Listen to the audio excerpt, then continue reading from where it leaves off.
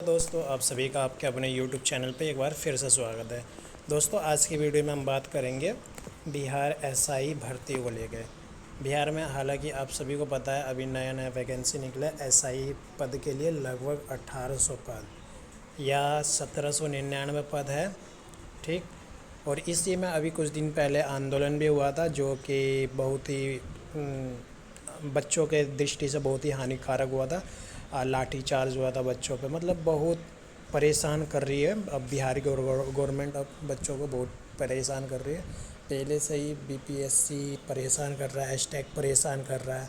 अब जो बच्चे को परेशान करने के लिए एसआई भर्ती आ गया है। इसमें लगभग आपका 1799 पद है, जिसकी हम इस वीडियो में पूरी क्वालिफ़िकेशन देखेंगे, क्या क्या डिमांड है और आपको क्या क्या इम्पोर्टेंस चीज़ आपके पास होने चाहिए, दस्तावेज़ में क्या क्या होने चाहिए। अगर आप बिहार के बच्चे नहीं हो, मतलब अदर स्टेट के बच्चे हो, तो आपको किस तरह से फॉर्म भरना है, क्या क्या इम्पोर्टेंस जानकारी को ध्यान में रखना, इन सब पे हम बात करेंगे। ये जो नोटिफिकेशन है रात में यहाँ पे रिलीज़ किया गया है, जो कि आपके साथ पूरी तरह से हम शेयर करेंगे। जो इसका आवेदन का जो तारीख है वो 26 तारीख से स्टार्ट हो जाएगा और अगले महीने 26 तारीख को इसका अंतिम डेट हो जाएगा। यानी कि अभी सितंबर 26 तारीख से ये फॉर्म शुरू हो जाएगा भराना, और लास्ट तारीख जो है 26 अक्टूबर लास्ट तारीख होने वाला है। और जो ये आपका एग्ज़ाम है ये अब इलेक्शन के बाद ही एग्ज़ाम होगा, और इससे पहले भी जो कई एग्ज़ाम है जैसा कि बीपीएससी का एग्ज़ाम है वो भी अब इलेक्शन के बाद ही होगा, क्योंकि अक्टूबर में आपका आचार संहिता हो जाएगा, यानी फॉर्म भरा जाएगा, आचार संहिता भी आ जाएगा। नवंबर में आपका इलेक्शन हो जाएगा, नवंबर दिसंबर में। तो दिसंबर में आपका ना बीपीएससी का एग्ज़ाम होने वाला है, यानी किसी भी तरह का एग्ज़ाम आपको नहीं देखने को मिलेगा। ज़्यादा चांस यही भी है, क्योंकि इलेक्शन की फिर गिनती होगी, गिनती में 1 दिन जाएगा, 2 दिन जाएगा, उसके बाद जो नई पार्टी आएगी या जो पुरानी जो अभी पार्टी है वही जीतेगी।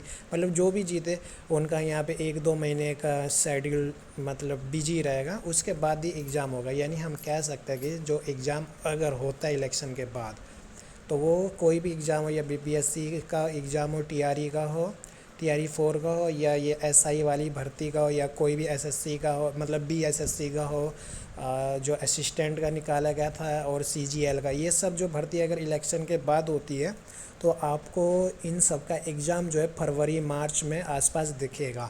जनवरी और दिसंबर में आपका किसी भी तरह का एग्ज़ाम नहीं यहाँ पे देखने को मिलेगा। गवर्नमेंट चाहे तो कुछ भी कर सकते, परंतु यहाँ पे इलेक्शन के बाद आपका 2 महीने कम से कम कोई एग्ज़ाम नहीं होगा, ठीक है। ये बात मैंने आपको पहले क्लियर कर दिया, तो आप लोग बेफिक्र होकर इस फॉर्म को भर सकते हैं। आपको ज़्यादा टाइम मिल जाएगा तैयारी करने का। इसमें मैंने बता दिया गया है कि जो पुलिस सब इंस्पेक्टर है उसका यहाँ पे लेवल 3 जो आपका वेतन भत्ता जो मान होगा लेवल 6 के अनुसार होगा, और इसमें लगभग 1799 सीटें, जो कि मैंने आपको पहले बता दिया गया था। इसका ऑनलाइन फॉर्म आपका जो है 26 सितंबर से शुरू होगा, और लास्ट डेट होने वाला है जो 26 अक्टूबर को होने वाला है। इसके बाद हम कुछ इम्पोर्टेंस देख लेते हैं यहाँ पे, जिसके जो सबसे पहले तो आप अगर भारत के नागरिक हो तो आप ये फॉर्म को फिल कर सकते हो। आपकी जो शैक्षिक योग्यता है वो आपका 1/8/2025 तक पूरी तरह से मतलब मान्यता प्राप्त हो, यानी ये जो आपका फॉर्म भरा जाएगा और वो ग्रेजुएशन बेस पे भरा जाएगा, ठीक है। अगर आप ग्रेजुएशन कर रखे हो, यानी बीए कर रखे हो, बीकॉम कर रखे हो, या बीएससी कर रखे हो, यानी आपका अंडर ग्रेजुएशन यहाँ पे कंप्लीट होना चाहिए। कितने तारीख के अंदर अंदर आपका जो अंडर ग्रेजुएशन है वो 1/8/2025 यानी अगस्त 1 अगस्त तक यहाँ पे आपका ग्रेजुएशन का मार्कशीट या सर्टिफिकेट हो तो आप भर सकते हो। अगर नहीं है तो आप इस फॉर्म को नहीं भर सकते हो, ठीक है। इसके बाद यहाँ पे बताया गया है मैट्रिक के बारे में बताया गया है, कंपलसरी है मैट्रिक। आयु सीमा भी यहाँ पे बताया गया है कि जो आपका आयु सीमा वो इतनी तारीख तक में 1 अक्टूबर और 1 अगस्त से इतना साल हो जाना चाहिए। अभी हम बताते हैं जैसा कि आपका कम से कम यानी न्यूनतम उम्र जो है 20 साल होना चाहिए। अगर आप 20 साल में 1 दिन भी कम हो तो आप इस फॉर्म को भर नहीं सकते। कौन से डेट के अनुसार? इस डेट के अनुसार। अगर आप 1 अगस्त 2025 को अगर आप 20 साल पूरा कर लेते हैं तो आप इस फॉर्म को भर सकते हैं। अगर इस तारीख तक में आपका डेट पूरा नहीं होता है तो आप इसको नहीं भर सकते हैं, ठीक है। इसके बाद जो आपका अधिकतम होना चाहिए वो 40 साल। ये नॉर्मली यूआर के बारे में बता रहा हूँ, पर जो जो कैटेगरिया है, मतलब जो है ये 1/8 वाला जो 2025 वाला है, ये सब कैटेगरी पे यहाँ पे अप्लाई होगा, ठीक है। और इसके बाद अगर आप कोई भी कैंडिडेट हो, कैटेगरी कैंडिडेट है, तो आपको लगभग 2 साल 3 साल का यहाँ पे छूट मिलेगा। जैसे SC ST के लिए 5 साल और OBC के लिए 2 या 3 साल यहाँ पर आपको छूट मिलेगा। यहाँ पे बताया गया है कि 2 साल 3 साल छूट मिलेगा। इसके NCL आपके पास होना ज़रूरी है, ठीक। अगर OBC वाले बच्चे हैं तो आपके पास NCL जो होना ज़रूरी है। और आप यहाँ पे फिजिकल जो होगा, यहाँ पे इसमें कोई भी अंक देय नहीं होगा, परंतु विधित अर्हता पूरी नहीं करने वाले अभ्यर्थी यहाँ पे मत सिर्फ आपको आपके 2 एग्ज़ाम होंगे। एक तो क्वालिफ़िकेशन एग्ज़ाम होगा जो कि नंबर उसका नहीं जुड़ेगा, उसके बाद आपका रिटन एग्ज़ाम होगा। रिटन एग्ज़ाम होगा, उसी में आपका 200 नंबर का एग्ज़ाम होगा, 100 क्वेश्चन होंगे। यहाँ पे आपको उसको उसी के बेस पे आपका होगा। फिर अगर वो पास होते हैं तो आपका यहाँ पे फिजिकल होगा।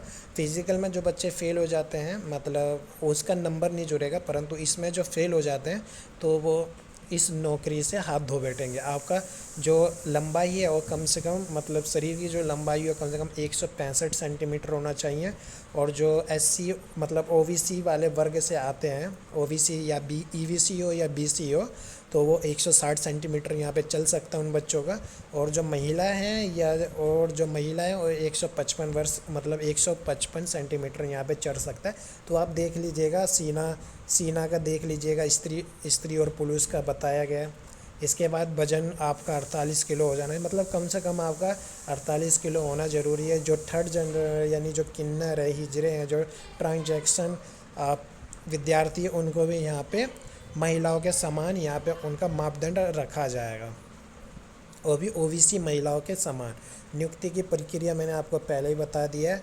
लिखित परीक्षा होगी जिसमें प्रथम चरण में प्रारंभिक शिक्षा होगी, 100 नंबर का होगा और 200 अंक 100 क्वेश्चन होंगे, 200 अंक नंबर के होंगे, 2 घंटे के पेपर होंगे। और इसमें आपको क्वालिफ़िकेशन के लिए 30 नंबर लाना ज़रूरी होगा। अगर आप इसमें फ़ेल हो जाते हो तो आप रिटन परीक्षा यानी मेन परीक्षा में आप बैठ नहीं पाओगे।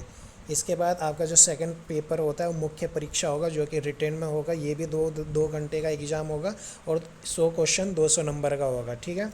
इसमें न्यूनतम आपका 30 नंबर लाना ज़रूरी है, परंतु इसी के बेस पे आपका तो जो इसमें आपका हिंदी का है जो पहला पेपर होगा, उसका आपका मेगा पेपर यहाँ पे मतलब मेगा सूची में उसको शामिल नहीं किया जाएगा। जो आपका GS हो जाता है, GS में आपका सामान्य अध्ययन हो गया, सामान्य विज्ञान हो गया, नागरिक शास्त्र हो गया, भारतीय इतिहास हो गया, भारतीय भूगोल हो गया, गणित, मानसिक योग्यता, ये सब आपका द्वितीय प्रमाण पत्र में पूछा जाएगा। ये भी आपका 200 नंबर का होगा और 100 क्वेश्चन होंगे, 2 घंटे के लिए होगा। ये आपका मेन हो जाता है और इसी के बेस पे आपका यहाँ पे मेगा सूची तैयार की जाएगी। और यहाँ पे नेगेटिव मार्किंग है, अगर आपका एक क्वेश्चन गलत होता है तो 0.2 नंबर यानी 5 क्वेश्चन पे आपका 1 नंबर कट जाएगा, शायद हमें ऐसा ही लगता है, ठीक।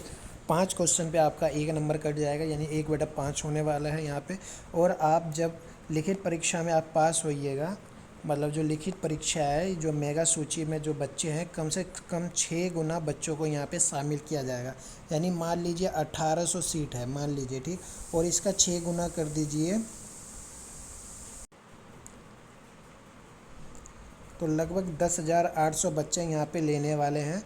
तो 10,000 लगभग 10,800 बच्चे यहाँ पे लेंगे ये, और 10,000 बच्चों का यहाँ पे फिजिकल होगा, ठीक। तृतीय चरण में आपका फिजिकल होगा। और फिजिकल में क्या है कि फिजिकल में आपका 1600 मीटर का दौड़ होगा, जो कि 36 मिनट में आपको कंप्लीट करना होगा। और उसके बाद ऊंची कूद होगा, जो कि आपका जो पुरुष के लिए कम से कम आपको 4 फीट ऊंचाई कूद करना होगा। इससे ऊपर आप जितना कर सके। लंबी कूद जो है, लंबी कूद आपको कम से कम 12 फीट आपको कूदना पड़ेगा। उसके बाद गोला फेंक है, गोला फेंक आपको लगभग 16 पाउंड का जो गोला फेंक होगा, जो कि न्यूनतम, और ये 16 फीट आपको फेंकना पड़ेगा। इसके बाद 10 फीट से कम फेंकने वाले महिलाओं के, ये तो छोड़ दीजिए जो कम है, और आप एक बार वीडियो को पॉज करके आप सही से देख लीजिएगा। जब आप मेगा सूची में शामिल हो जाते हैं, यहाँ बताया गया है कि जब मेगा सूची बनेगा तो आपको कम से कम इतना नंबर लाना है। तो आप इतना नंबर लाने का मत सोचिए, आप सोचिए कि आप अगर जो परसेंटेज बनता है, जो मेगा सूची आएगा, कट ऑफ बनेगा, तो कट ऑफ लगभग 80, 70, 90 इस हिसाब से बनेगा आपका कट ऑफ, या इससे हाई भी जा सकता है। तो आप उसके अंदर रहिए, ठीक है।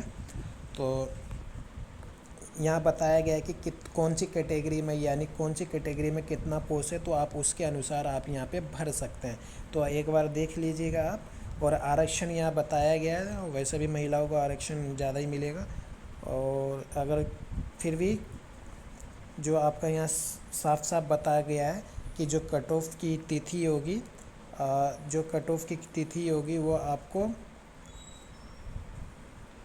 1 अगस्त 2025 तक की निर्धारित की गई, यानी जो आपका आयु सीमा है इसके अकॉर्डिंग आपका होना चाहिए, यानी 1 अगस्त 2025 के अकॉर्डिंग आपका, यानी कोई भी व्यक्ति अगर एक समान नंबर लाते हैं, एक समान नाम होता है, तो उनका यहाँ पे एज भी मैटर करता है कि कौन ज़्यादा एज वाला व्यक्ति है, ठीक है।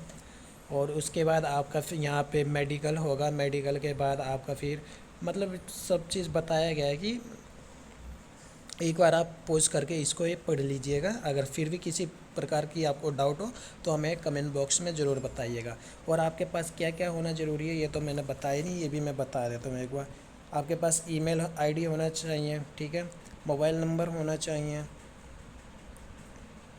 ईमेल आईडी, मोबाइल नंबर होना चाहिए, 10th का मार्कशीट होना चाहिए, इंटर का मार्कशीट होना चाहिए, ग्रेजुएशन का मार्कशीट होना चाहिए या सर्टिफिकेट होना चाहिए, जाति प्रमाण पत्र होना चाहिए, ठीक है, निवास प्रमाण पत्र होना चाहिए आपके पास। और उसके बाद एक फ़ोटो, पासपोर्ट साइज़ फ़ोटो होना चाहिए, ठीक, पासपोर्ट साइज़ साइन चाहिए, लाइव फ़ोटो का भी हो सकता है, इसमें कहीं हो जाए प्रोसेस, ठीक है। तो ये सब चीज़ आपको रखना आपको ज़रूरी है। तो आई होप कि आप समझ गए होंगे। अगर फिर भी किसी तरह का डाउट है तो हमें कमेंट बॉक्स में ज़रूर बताइएगा। मिलते हैं नेक्स्ट वीडियो में, जब तक के लिए जय हिंद, जय भारत।